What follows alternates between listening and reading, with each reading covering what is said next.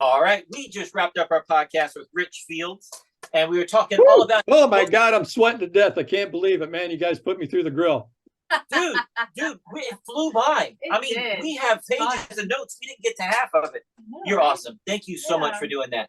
But for our Patreon people, do you have one extra juicy nugget story you can share with us from the book, not from the book, something that just off the top of your head? Yeah, I'll tell you the difference between, because I'm the only announcer that have worked with both Bob Barker and Drew Carey. And I'll tell you the difference between these two guys. I mean, both mammothly wealthy, right? We know that. Mr. Barker was generous in grants. He would give away $1 million at a time to pet foundations, or to save the elephants, or the donkeys. He opened that big donkey farm. I know it sounds funny, but it's true. I mean, he just tries to save any animal that's not in its natural habitat. He'll go and he'll buy them, make the people sign a contract. He'll, like a zoo, he'll buy elephants from a zoo, but he makes the zoo sign a contract saying they'll never have elephants again. And he pays this enormous amount of money from them, and then he takes them out to these elephant reserves that he has open. That's how Bob donates money, $1 million at a time. Drew Carey is more generous to the everyday man. And he hasn't called me and said, stop telling the story. So I'll just go ahead and keep telling it because I love it. I got to know Drew really well, in and out of his house. And Drew Carey, when he leaves his house for the day, he takes $5,000 out of the safe and he puts it in his right-hand pocket in $100 bills. And Drew Carey's mission that day is to get rid of that entire stack of money one at a time by shaking hands with people and saying hi. And not to us on the set, not to us backstage, not to people at CBS through the hallways, not like that. Not to people that work around us. More like, come lunchtime and we go across the street to the Grove or to a farmer's market I was talking about that Dad and I were at. And we'll go to have lunch. There's certainly fans over there that want to get in the next show. And so they recognize them, and 10, 15 people will come up.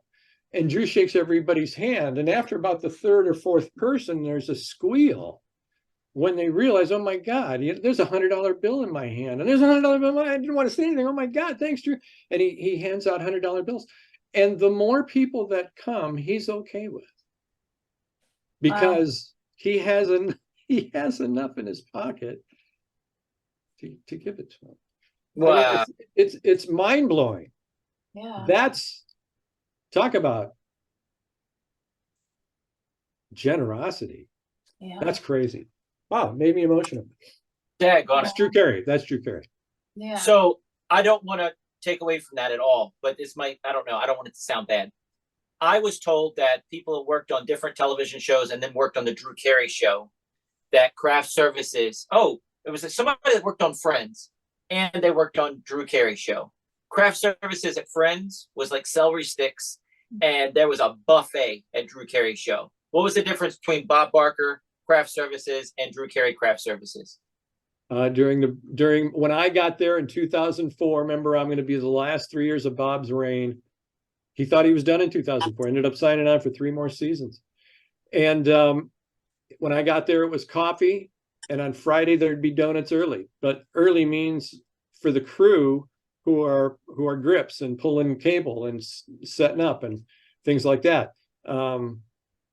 When Drew got there, full on on Friday, on Wednesday, which was our last day, it'd be more like full on breakfast. I mean, eggs, bacon, sausage, a whole 9 yards, biscuits, gravy. Every other day of the week, it wouldn't just be donuts when the early crew was there. It'd be donuts and coffee constantly, So big difference. Yeah, Drew, I remember Drew complaining, man, like right away.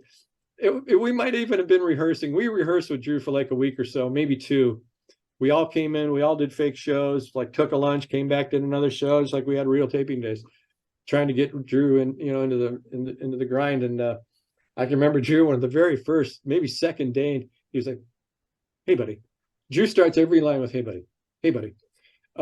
It's kind of like Tom Cruise in that rock and roll movie with the monkey. "Hey man, hey man, hey buddy." Is this the crap we get for craft services here? Is this every day? I said, yeah. He goes, that's gonna change.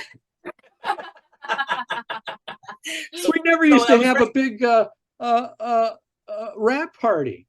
We might have a little cocktail get together over at Maggiano's or one of the places across the street from the CBS. When Drew got there, we'd have full-on parties at Gloria Stefan's place. We'd have Drew, we blew it out.